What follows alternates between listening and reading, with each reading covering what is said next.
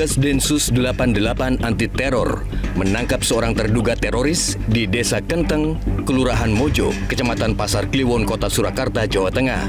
Dari rumah MJ, Densus 88 anti teror menyita busur panah, senapan angin hingga parang. Sementara itu dari informasi warga, terduga teroris MJ dikenal ramah kepada tetangga dan rajin beribadah. Gunung Semeru di Lumajang, Jawa Timur kembali erupsi pada Kamis siang. Berdasarkan pengamatan visual pos pengamatan Gunung Api Semeru, gunung api tertinggi di Pulau Jawa ini meletus 20 kali dengan tinggi kolom asap 900 meter dari puncak. Petugas Badan Penanggulangan Bencana Daerah Kabupaten Lumajang terus mengimbau warga yang bermukim di kaki Gunung Semeru untuk selalu waspada.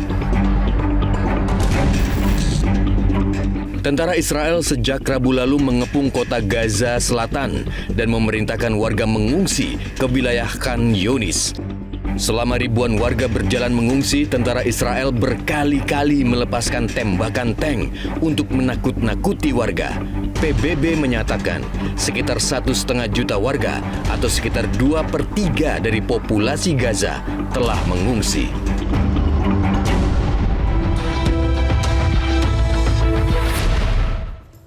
Pemirsa, itulah sejumlah berita yang menjadi isu utama pekan ini. 3 berita yang menjadi perhatian diantaranya akan disajikan dalam Metro This Week. Mengulas tajam berita sepekan. Bersama saya, Valentinus Reza.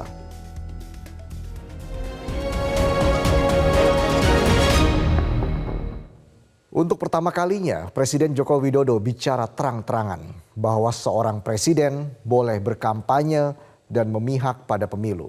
Sejumlah pihak menilai pernyataan presiden ini merupakan isyarat bahwa Jokowi akan turun gunung mendukung pasangan Capres-Cawapres nomor urut 2, Prabowo Gibran. Kehadiran Presiden Joko Widodo dan Menteri Pertahanan Prabowo Subianto dalam agenda penyerahan pesawat Super Hercules dan helikopter dari Kementerian Pertahanan ke TNI Angkatan Udara di Lanut Halim Perdana Kusuma memang hanya seremonial biasa. Namun momen itu menjadi berbeda ketika Presiden Jokowi akhirnya berbicara tentang masalah keberpihakan Presiden di pemilu 2024. Presiden Joko Widodo secara terang-terangan mengatakan bahwa seorang presiden boleh berkampanye dan boleh berpihak.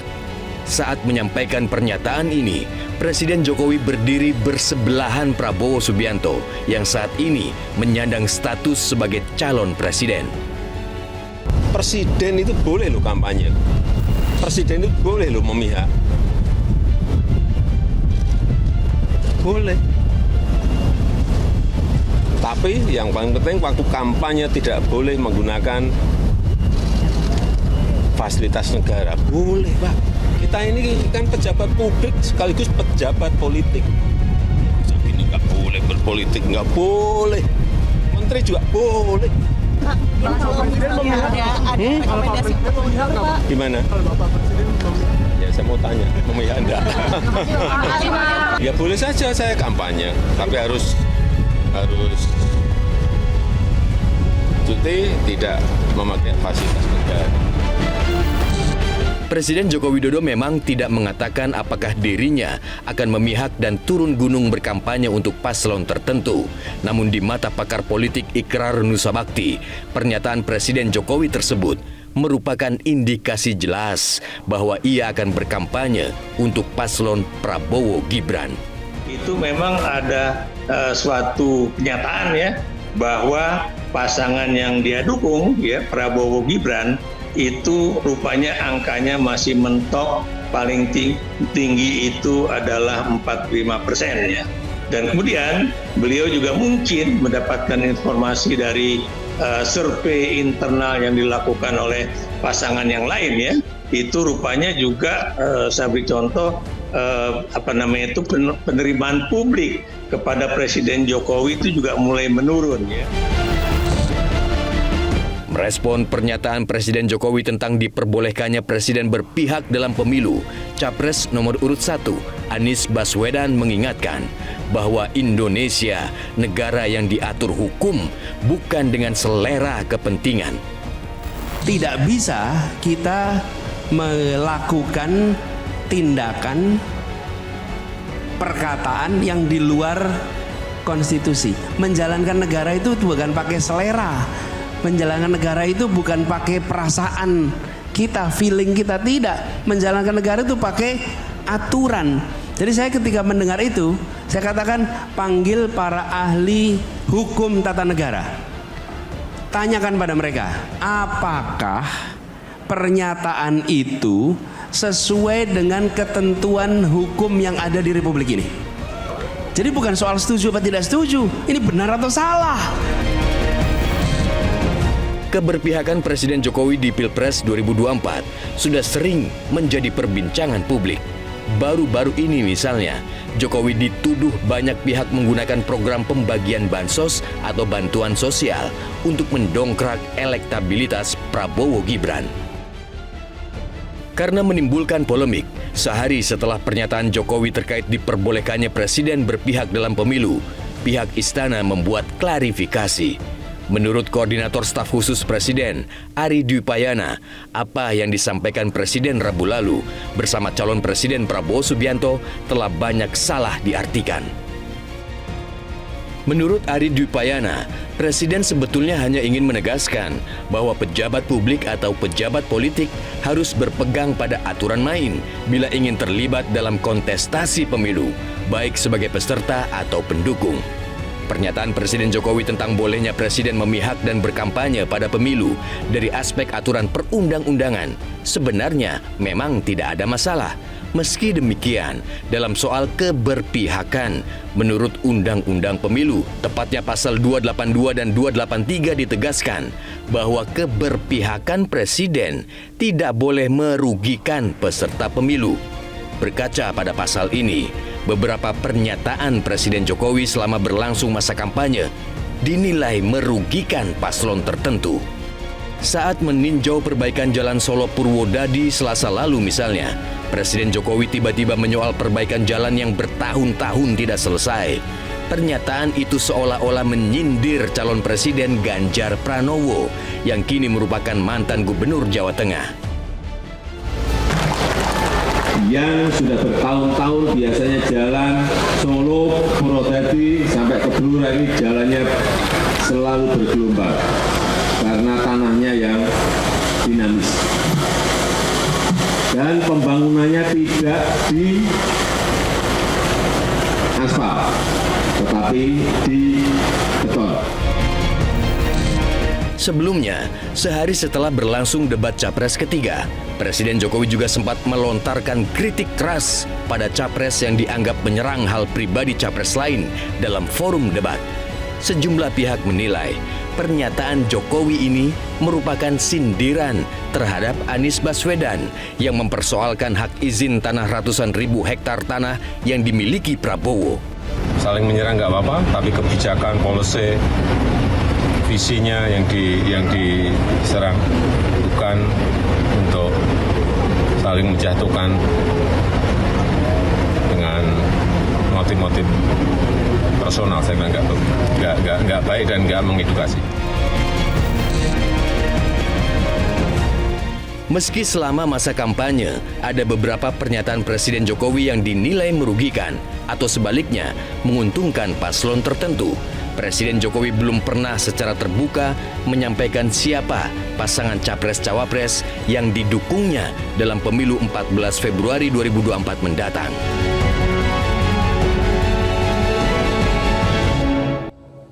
Luhut Binsar Panjaitan dan Bahlil Lahadalia ramai-ramai menyerang Thomas Lembong setelah ko-kapten timnas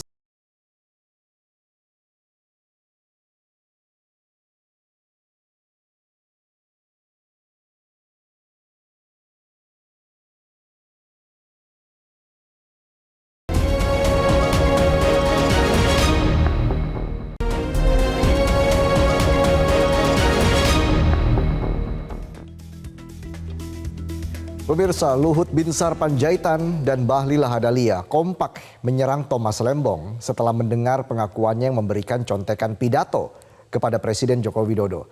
Keduanya pun membongkar kinerja Tom Lembong saat masih menjadi Menteri Jokowi. Namun serangan dua menteri Kabinet Presiden Jokowi direspon santai oleh Tom Lembong. Menko Kemaritiman dan Investasi Luhut Binsar Panjaitan dan Kepala Badan Koordinasi Penanaman Modal Bahlil Lahadalia panas dengan pengakuan Thomas Lembong yang mengungkit sering membuat contekan pidato untuk Presiden Joko Widodo selama 7 tahun. Luhut pun menyerang Thomas Lembong dengan membongkar kinerjanya saat masih menjadi pembantu presiden. Sementara soal contekan pidato presiden, Luhut menilai bahwa itu sudah menjadi kewajiban Tom yang kala itu menjadi Menteri Perdagangan dan Kepala BKPM di periode pertama Presiden Jokowi. Anda jangan GR juga bilang kasih note kepada ayahnya Mas Gibran. Emang hanya Tom Lembong aja. Yang paling banyak kasih note pada presiden itu adalah Menlu, Ibu Retno. Karena setiap bilateral beliau yang ngasihkan itu. Dan itu bukan terjadi pada Presiden Jokowi saja. Semua kepala negara itu kalau bilateral pasti ada yang di belakang yang ngasih note itu. Apakah karena Anda hebat melakukan itu? Tidak, itu tugas Anda sebagai pembantu presiden, sebagai Menteri Perdagangan waktu itu, sebagai Kepala BKPM. Tapi Anda harus refleksi juga apa sih yang Anda lakukan sudah Menteri Perdagangan. Coba tanya dirimu. Waktu Anda BKPM apa yang Anda lakukan coba. Anda kan ditugasin untuk SS. Saya ingat betul itu bagaimana Anda curhat ke saya. Tapi itu kan sampai Anda meninggalkan kabinet tidak pernah selesai. Sekarang kami yang menyelesaikan itu. Online single submission itu yang sudah digadang-gadang bakal selesai begini, begono dan segala macam itu. Jadi saya hanya ingin sampaikan, kita sudahlah.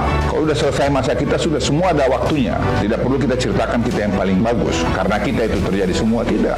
Semua itu adalah hasil kerja timbul. Kepala BKPM Bahlil Lahadalia juga terlihat sinis dengan pengakuan blak-blakan Thomas Lembong. Bahkan Bahlil sampai membandingkan realisasi investasi yang dicapai di era kepemimpinannya dengan pejabat terdahulu. Jadi menurut saya di Kementerian Investasi ini siapapun besok ke depan yang memimpin, kalau hanya pidato-pidato, saya pikir dipikirkan lagi lah, karena yang dibutuhkan di sini adalah eksekusi. Dan menurut saya sebagai etika birokrat, nah kita bicara etika birokrat, yang namanya mantan menteri, namanya mantan pembantu presiden, ya tugasnya memang melayani presiden. Mau buat apa saja ya terserah dia. Jadi jangan juga merasa pintar bahwa seolah-olah apa yang dibuat itu adalah seolah dia pintar. Kadang-kadang itu Pak Presiden Jokowi ini dia cuma iya kadang nggak dipakai juga itu konsep. Gitu. Cuman ada yang merasa lebih pintar aja, padahal nggak pintar-pintar banget juga. Menanggapi pernyataan Luhut Panjaitan, Thomas Lembong mengklarifikasi bahwa tidak semua pidato kenegaraan Presiden Joko Widodo disusun oleh dirinya. Namun Thomas Lembong meluruskan bahwa ia dan tim banyak terlibat dalam penyusunan narasi pidato Presiden. Salah satu yang terkenal adalah pidato yang mengutip Winter is Coming dari serial Game of Thrones dalam forum Annual World Bank IMF Meeting 2018.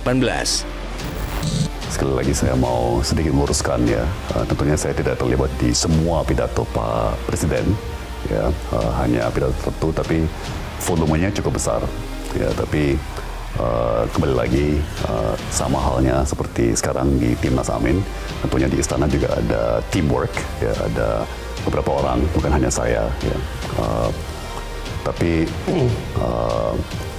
kalau saya mengingat tugas saya membentuk kata-kata, ya kan, membentuk narasi dan juga suasana melalui sambutan-sambutan atau pidato seorang presiden.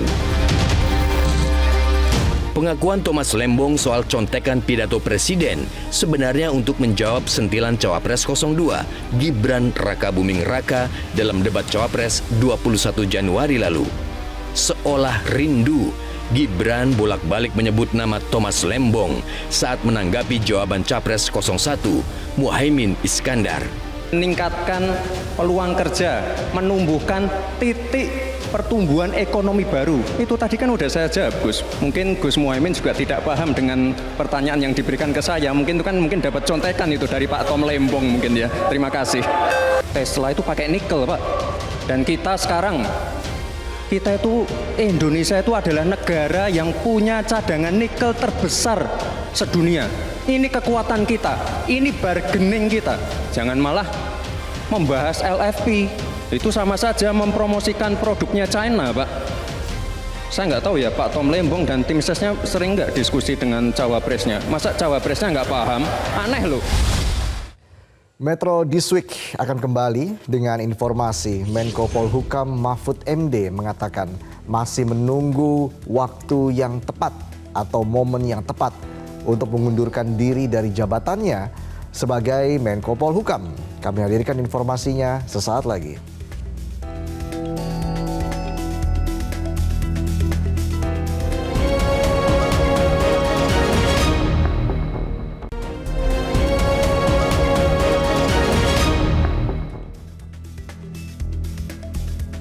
Pemirsa, terima kasih Anda masih bersama kami di Metro This Week.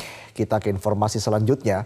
Menko Polhukam Mahfud MD mengatakan masih menunggu waktu yang tepat untuk mengundurkan diri dari jabatannya sebagai Menko Polhukam. Keputusan Mahfud itu mengikuti saran Ganjar Pranowo dan telah direspon oleh Presiden Joko Widodo.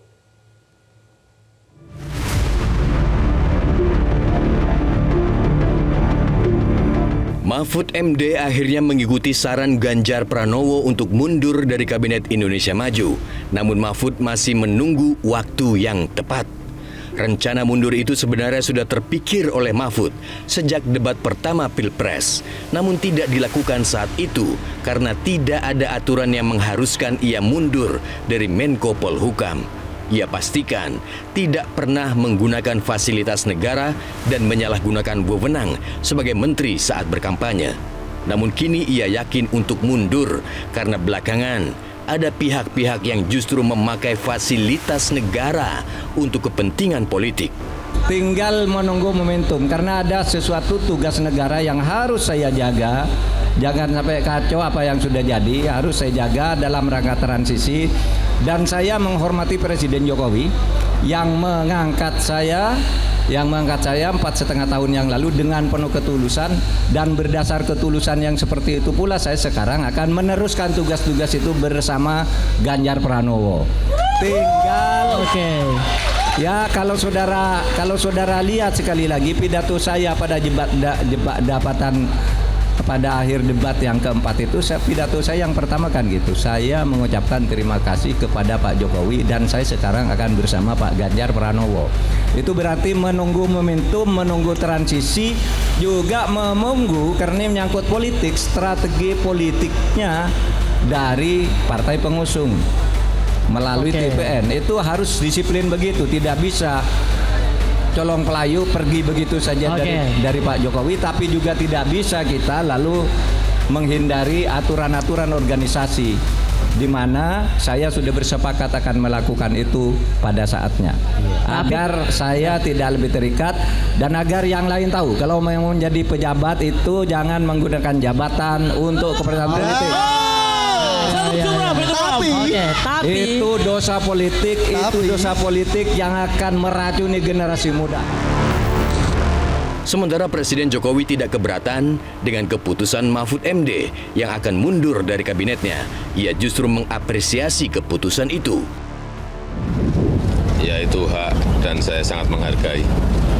Presiden juga mempersilahkan untuk mengundurkan diri, Pak. Jokowi juga menghargai keputusan Prof jika ingin mundur dari kabinetnya itu. Memang tugas Presiden menghargai. Udah ada rencana untuk pertemuan belum? Nantilah. Saatnya kapan, Prof? Sementara itu, menanggapi niatan mundur Mahfud MD dari jabatannya sebagai Menko Polhukam, Sekjen PDI Perjuangan Hasto Kristianto menyebut pertimbangan rencana mundurnya Mahfud karena yang bersangkutan melihat banyaknya penyalahgunaan kekuasaan yang terjadi. Padahal, kata Hasto, Mahfud sejak awal sudah berusaha memberi teladan berkontestasi tanpa menggunakan fasilitas negara. Hasto menambahkan Mahfud MD tidak ada beban sehingga bisa mundur kapan saja dari kabinet Presiden Jokowi. Hasto juga menyinggung berbeda dengan Mahfud ada calon presiden yang sulit mundur dari jabatannya sebagai menteri karena mengelola anggaran yang sangat besar. Menurut Hasto, ada potensi penyalahgunaan anggaran dari kementerian tersebut. Pemilu yang bebas, jujur, dan adil masih ada waktu untuk menunjukkan komitmen itu. Tetapi ketika situasionalnya memburuk, ya tentu saja Prof Mahfud bisa bersama Pak Ganjar dalam momentum yang tepat bisa mengambil suatu keputusan yang tegas. Karena kalau Prof. Mahfud nggak ada beban, ada calon yang lain ada beban karena anggaran yang dikelola itu sangat besar. Dan kita lihat potensi-potensi penyalahgunaan dari anggaran dari kementerian yang dikelolanya itu. Sementara itu, Sekretaris TKN Prabowo Gibran, Nusron Wahid mengatakan pihaknya menghormati dan menghargai apapun yang menjadi keputusan Mahfud. Menurut Nusron, undang-undang tidak melarang menteri untuk mundur dari jabatannya jika mencalonkan diri dalam pemilu. Pertama, itu adalah hak politiknya Pak Mahfud. Kami tidak punya hak untuk menghalang-halangi Pak Mahfud. Tetapi kami pada sisi lain juga tidak punya hak untuk memaksa Pak Mahfud. Siapa yang bisa menghalangi Pak Mahfud?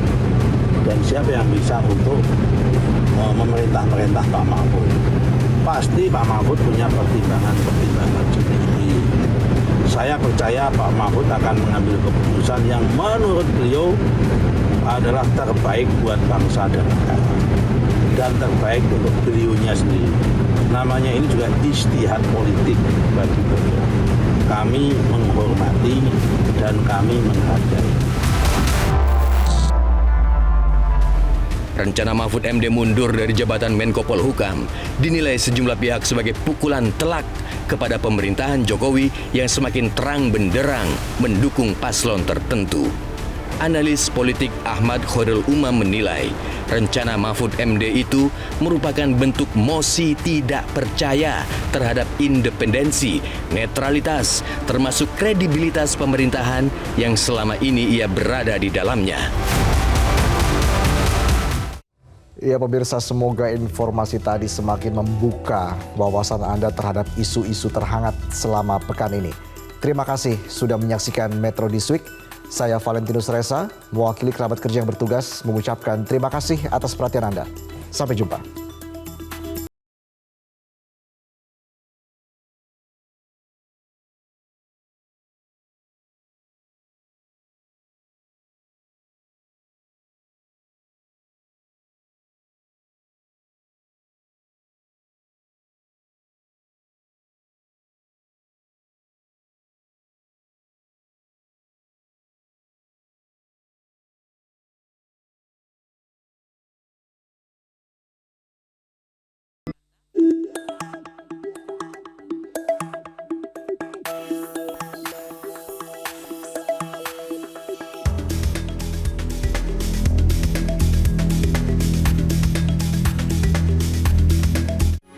Metro TV,